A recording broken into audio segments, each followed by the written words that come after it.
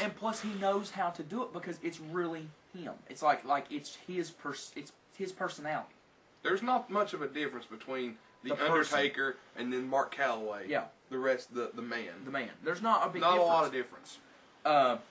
But I mean, Undertaker has been the staple of WWE for 20 years. Yes.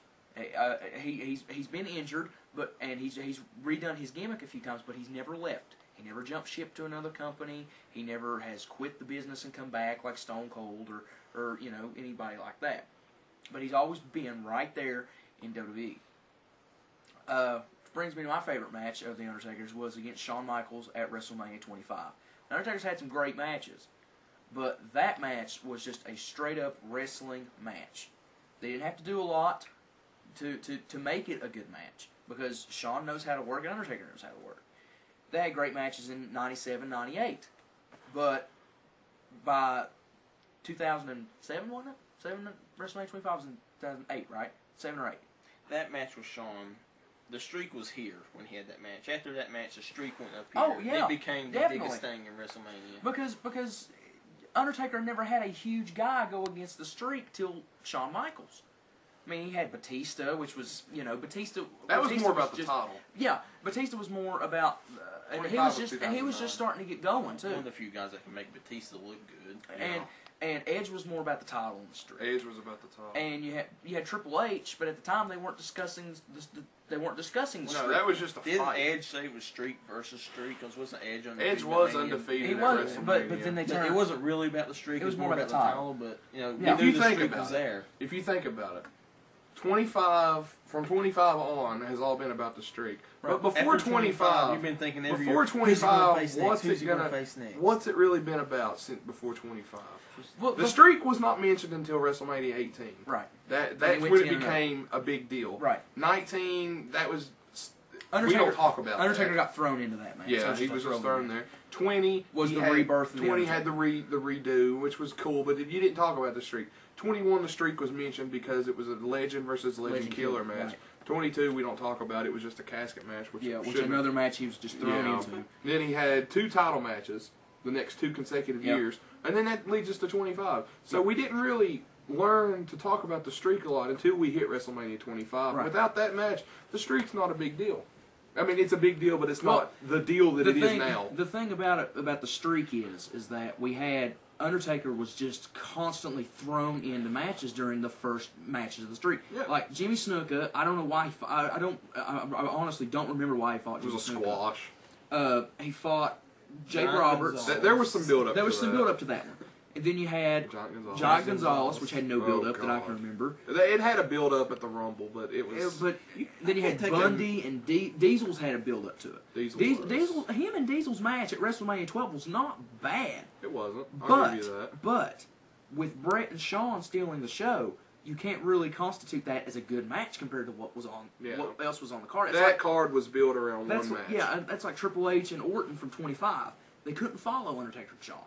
So everyone looks down upon the match as being bad because of Undertaker and Shawn being the match before. If we're going to talk about that, Orton Triple H just failed miserably in ring. Oh, it did.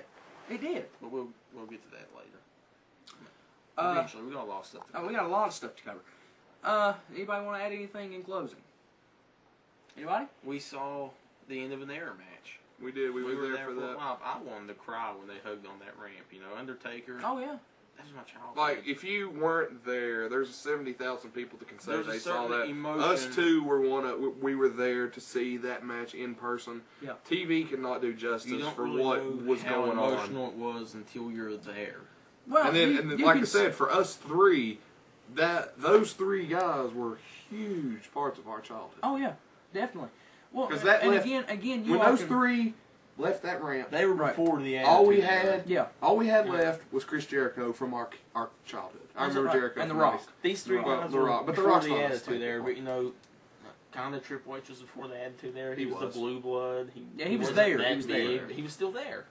Undertaker and Shawn, they were there for that era. You guys can say that you can't feel the emotion until you're there, but when two of your favorite guys, or in the ring, and you know it's probably going to be one of the last times you ever see them.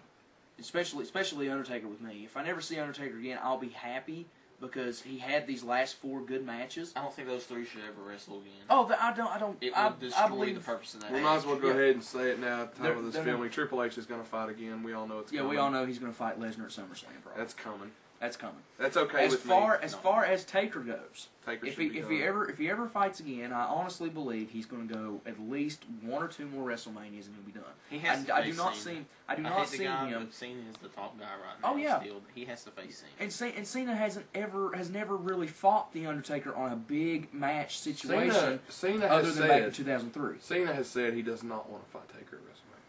He's already said it. Well, I mean, Cena may say that, but it's all about what the writers want. That's true. But as far as Undertaker goes, I can see him fighting maybe Cena or Brock Lesnar at next year's WrestleMania 29, which all 3 of us will hopefully be going to. Hopefully. You'll be going to the Army, but I'll be back in time. You'll be back in time for Mania. We'll hold our breath on it for you. We'll be back by December. Well, I'm just saying.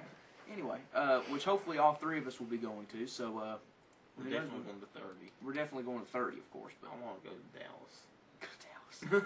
This one doesn't want it in Dallas. He's a Madison tradition. Square Garden. But me and this one's probably going to go to Pittsburgh in November to see Survivor Series, maybe.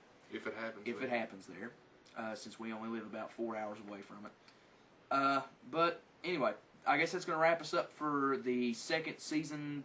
What? Premiere. Season premiere. The season premiere of the new Wrestling Afterthought. New and improved, the reboot. The reboot. Yeah, this is a reboot. Starring a classic and 2 new people. So I'm a classic right away. No, you Chavo classic? The instant classic. The instant classic. So I guess our next topic's going to be the rivalry. The rivalry. Okay.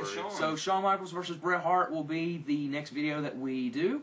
Hopefully we'll be able to tape it soon, and we will see you guys very, very soon. And we hope you enjoyed this episode. Be sure to subscribe to us. Subscribe to all of our friends that are on our channel. Go to meetmeinthematinee.com. And until then, we'll see you next time. Cheap plug, that's right. And we'll see you guys next time. Love you guys.